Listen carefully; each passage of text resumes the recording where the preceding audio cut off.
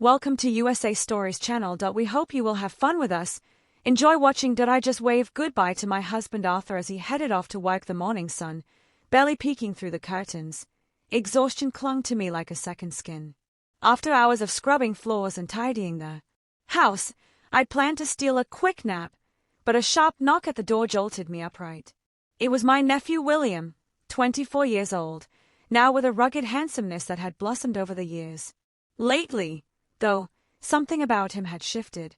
It wasn't glaringly obvious, just a subtle flicker in his gaze. When he looked at me, a look I couldn't quite pin down.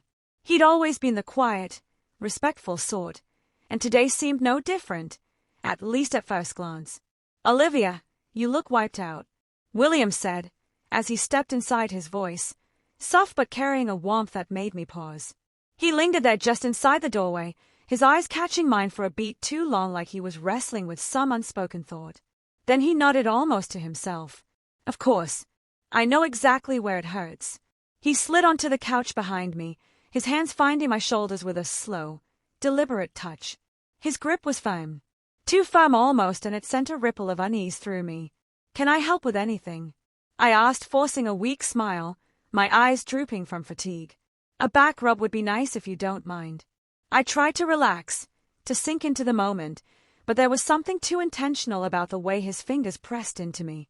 This wasn't a casual, carefree rub he used to give me as a kid. When his hands drifted lower, tracing the line of my spine, a knot tightened in my chest. The air thickened with something unspoken, something that made my pulse race better. William's voice dropped low, almost a whisper, his breath brushing against my neck. A shiver shot down my spine, sharp and electric. I nodded, but my body was a tangle of tension, far from relaxed. A voice inside screamed at me to pull away, to break the moment, but I stayed rooted, my mind spinning. Why did his hands linger? Why did his touch feel so wrong? His words hung there heavy, and before I could react, his fingers slid lower. Still, I froze, every muscle locking up. "You've been so strong at Charlotte. You deserve to feel something more," he murmured. I tried to shove down the chaos, swirling in my chest, telling myself I was reading too much into it. But Caleb's touch was different.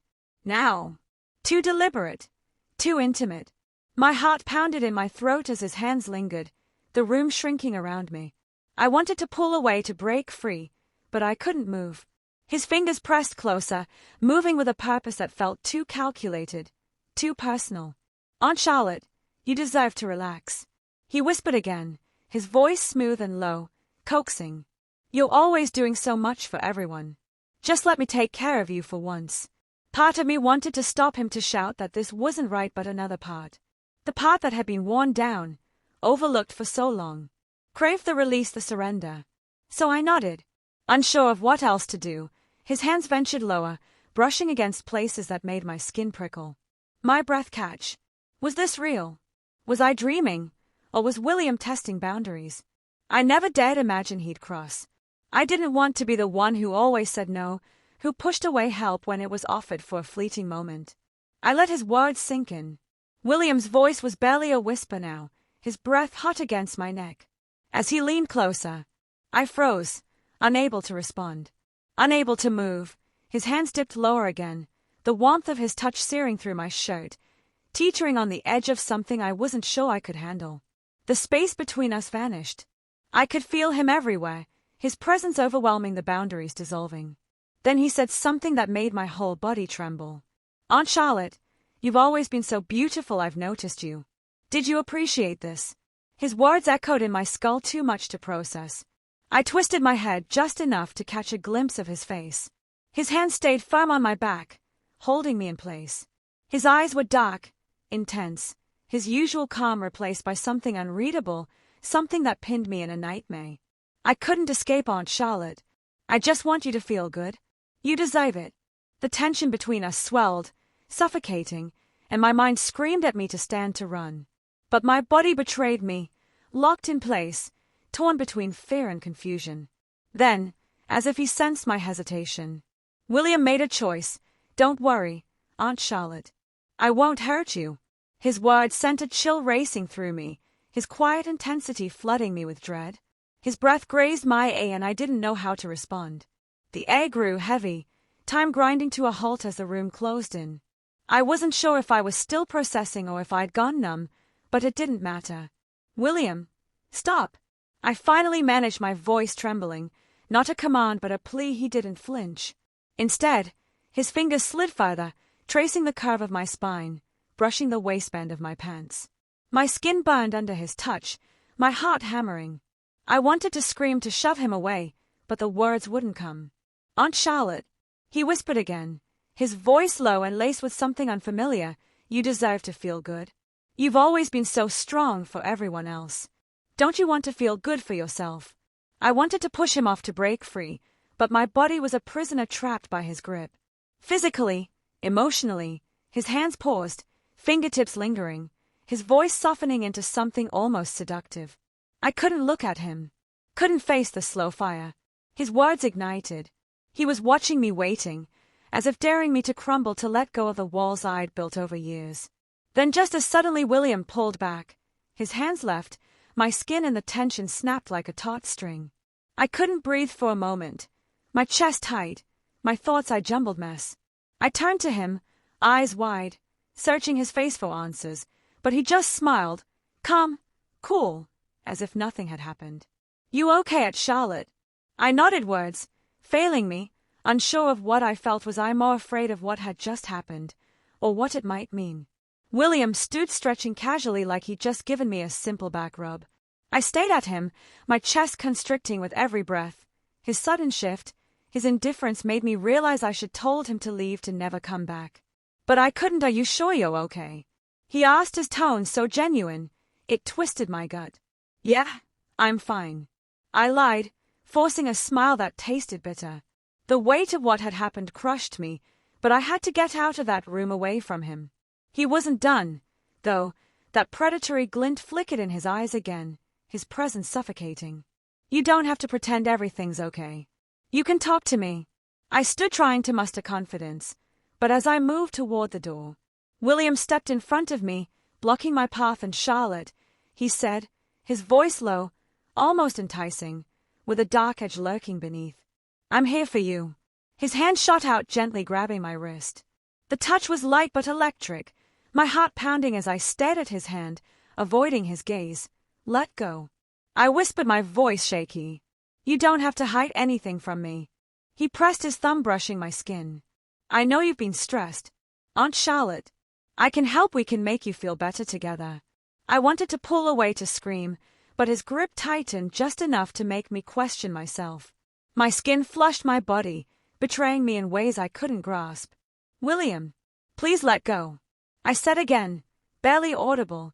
He held my gaze, measuring me, the air thick with unspoken threats.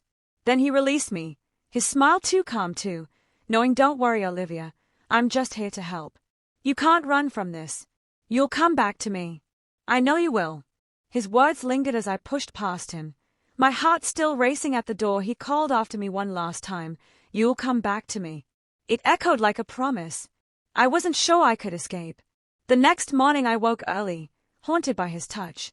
His words, how they'd made my skin crawl yet left me raw, exposed.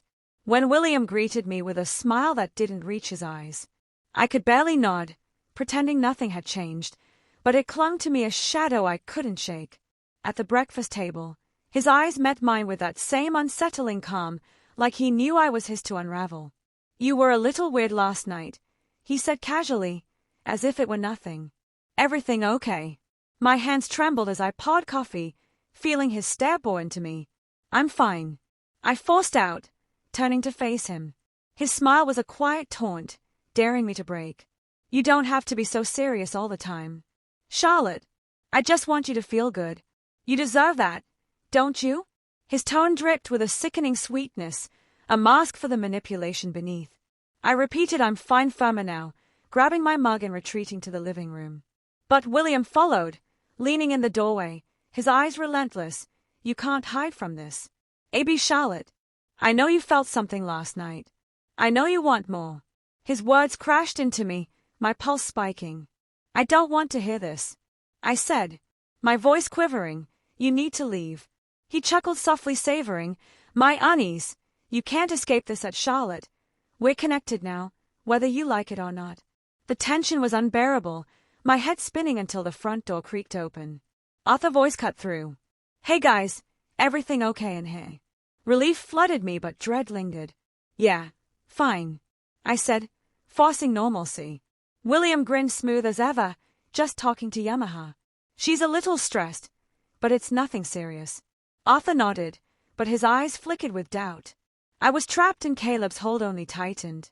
Days blurred into a haze, his presence a creeping vine twisting through my mind. Every encounter left me rattled yet unable to pull away. He was everywhere smiling, that calm, unnerving smile, while I dodged him with excuses, errands, late hours, anything to escape the web. He'd spun, but it wasn't enough. One evening I came home late, expecting silence. Instead, the lights were dim, the TV humming, and William sat on the couch, his gaze locking onto mine. Aunt Charlotte, you're home late, he said. His voice laced with something dark.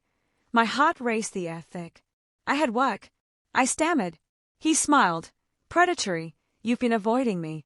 Haven't you? You're terrified. What are you afraid of? His words coiled around me, suffocating. You can't avoid it forever.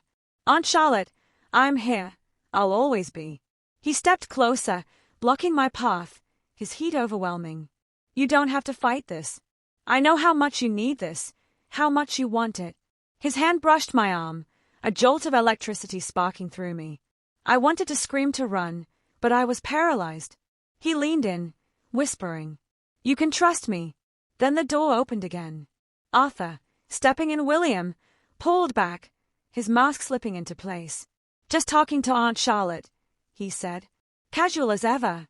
But as I lay in bed that night, his words, his touch replayed endlessly. It wasn't over, not by a long shot. If you enjoyed this suspenseful story and want to hear more, please make sure to like, subscribe, and hit the notification bell for more thrilling content.